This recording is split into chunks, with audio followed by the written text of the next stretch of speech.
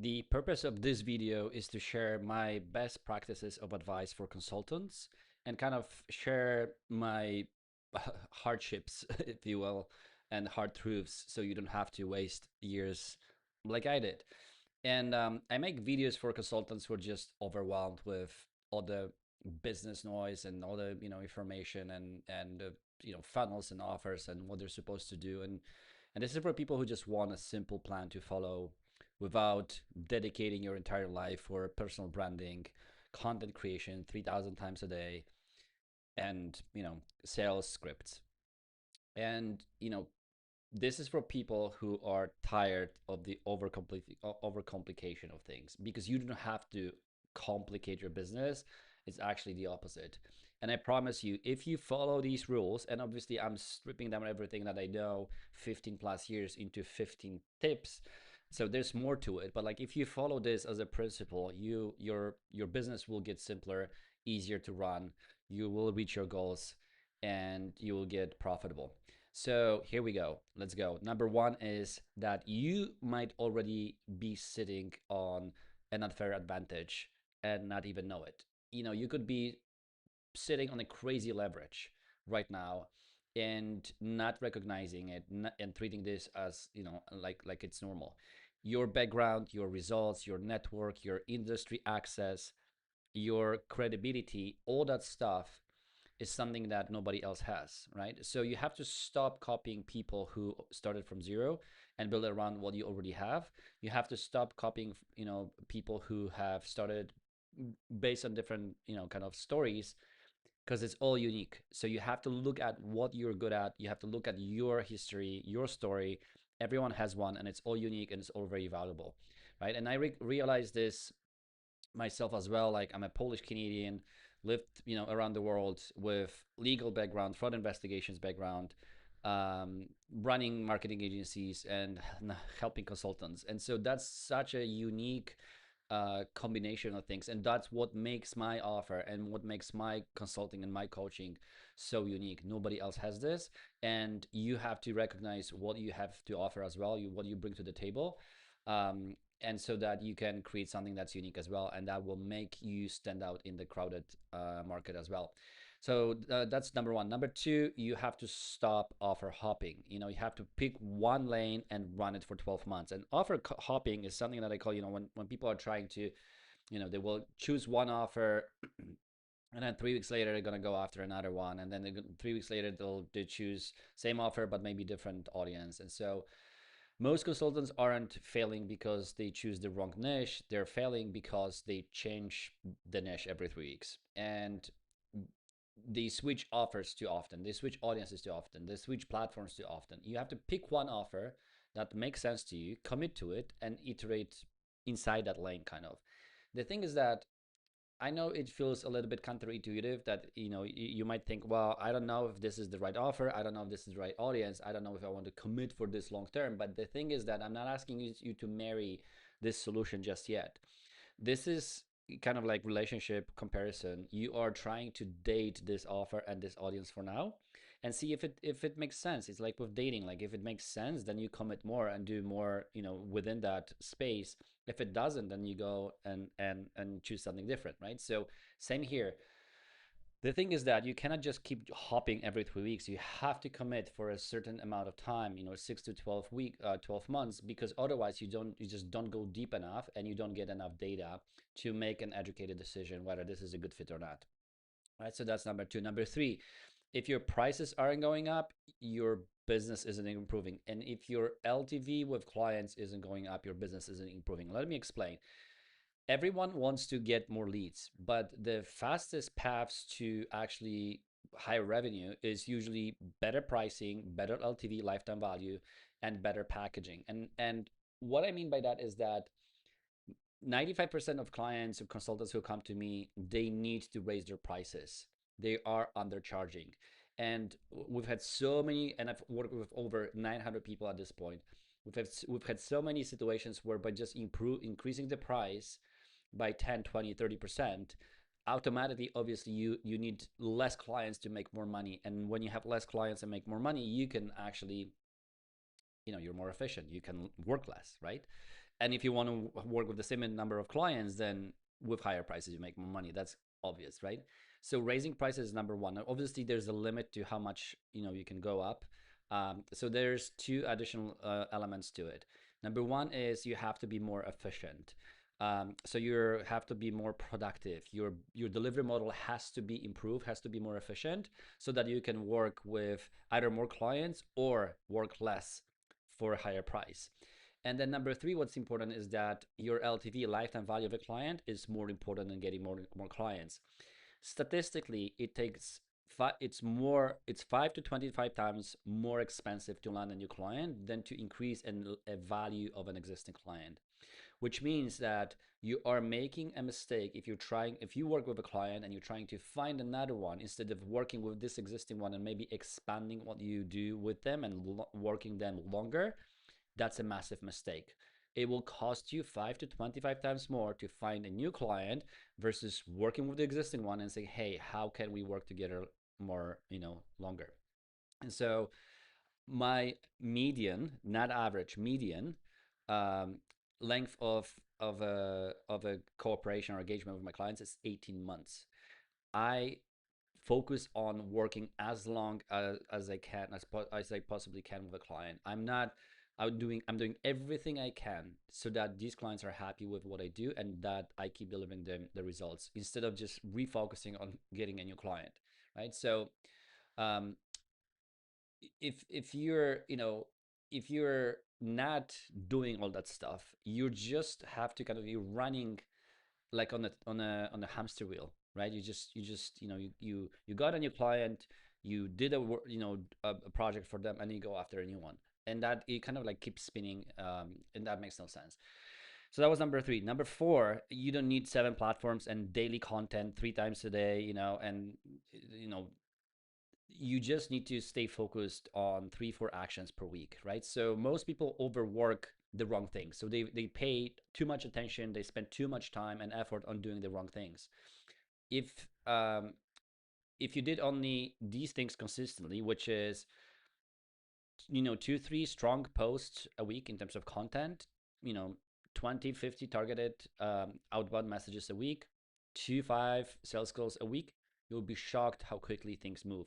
So it's not about like posting on TikTok 3 times a day and then Instagram and then LinkedIn and then sending emails, all that stuff. No, focusing on one platform, focusing on one audience, focusing on selling one offer or fixing one problem, and then just talking to people, having those 20 50 conversations a week, that is going to massively change what you do. I'm not saying content is bad. I do create a lot of content myself, but you also have to obviously have conversations. Content is a supporting function to conversations. In the end, you sell, it's a human to human interaction. You sell to other humans.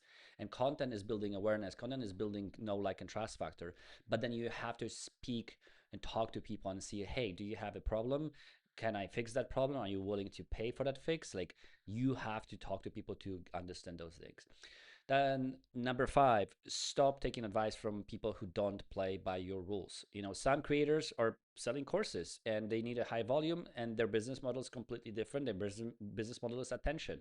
Some agency owners or agency guys have teams of 20 and their advice assumes leverage that you don't have. Maybe you don't want to have 20 stuff. Some gurus will have massive inbound because they've been famous for years, right? And so if you're a solo consultant, you have to build like a solo consultant. And that's a different game. Those are different rules. And you can't take advice from people who are just not playing the same game and not playing the same rules. Number six, consistency beats any perfect strategy. Most strategies work if you stick to them long enough. That's period. That's just math, statistics, and science.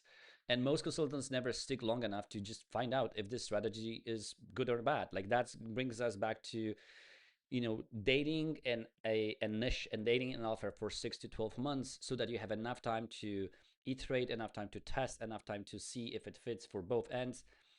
Super important to stay focused. Obviously, at the same time, when you're stay focused, you have to pay attention to the signals, to the data. Like, am I going the right direction? Is this still making sense? So every 3 months, you obviously check, is this going in the right direction, right?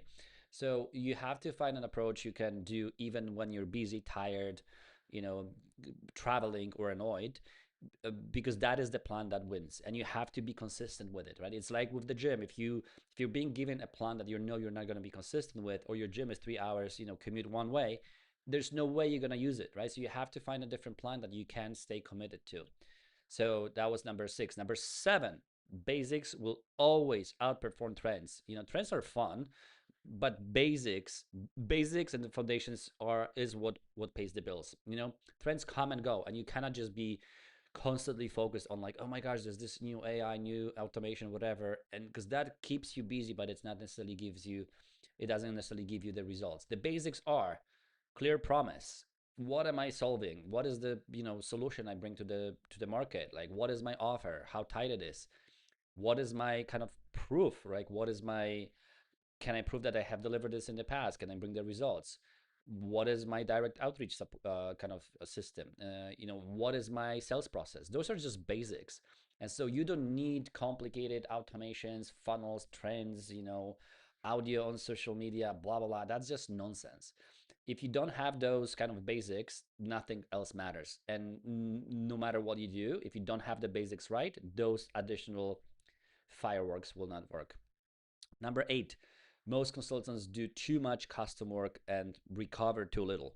Custom work is the silent killer of for any and every consultant. Every quick exception, every small tweak and review, that creates this kind of new standard, and you get just mentally tired. You hate delivery, you stop marketing. When you stop marketing, you stop making money because you don't close new clients. Your revenue dips, right? And so you start resenting clients you work with as well, because your prices are low, right? Goes back to our previous conversation. Prices are low. You get a client who just keeps asking for more and more and more. You start resenting them, and you're like, well, how come you're not paying enough money, and then you still have the audacity to ask for more? You start resenting them. When you start resenting them, your mindset goes down.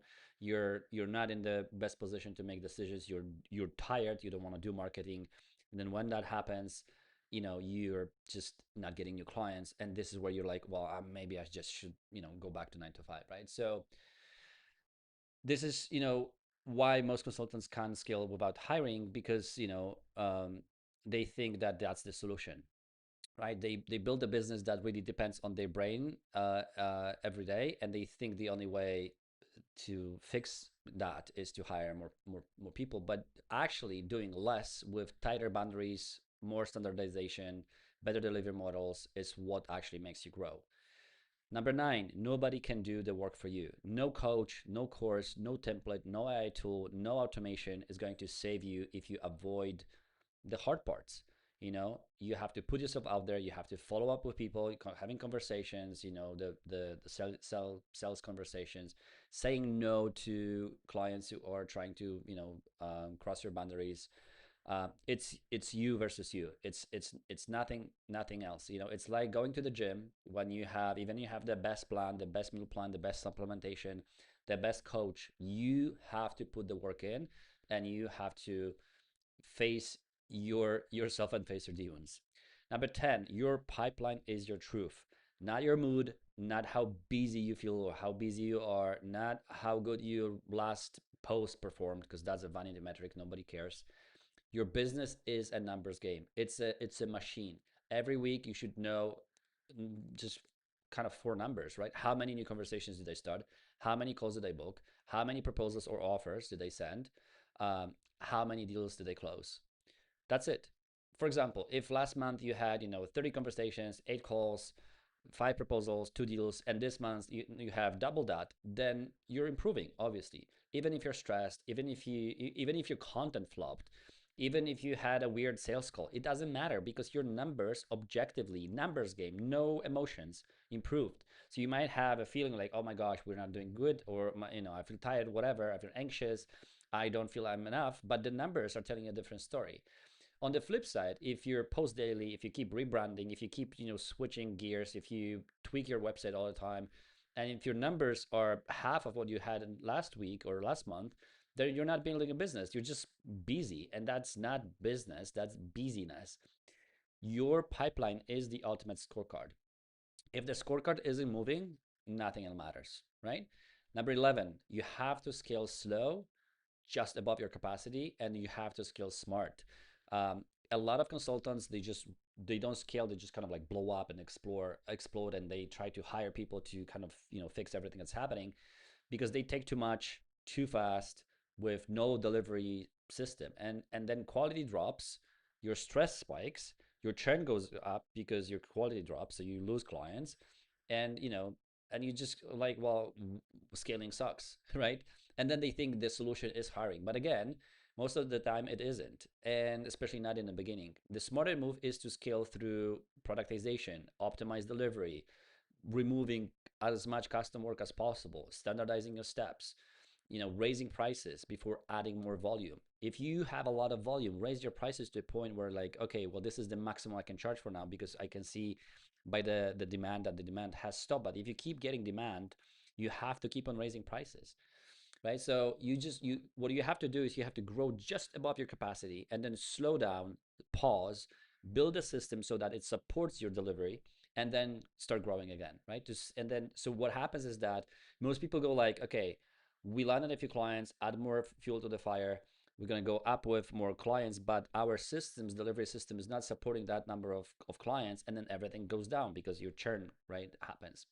But what you need to do is you need to get clients like, okay, now we're getting a lot of work. We're getting a lot of momentum. People love what we have to sell. So two things. One, next time I'm going to raise the price. Two, I need to now build systems that support the delivery of the services for these clients so that when we restart our sales process, then it will land to into that new delivery model, new delivery system that can actually support a higher volume.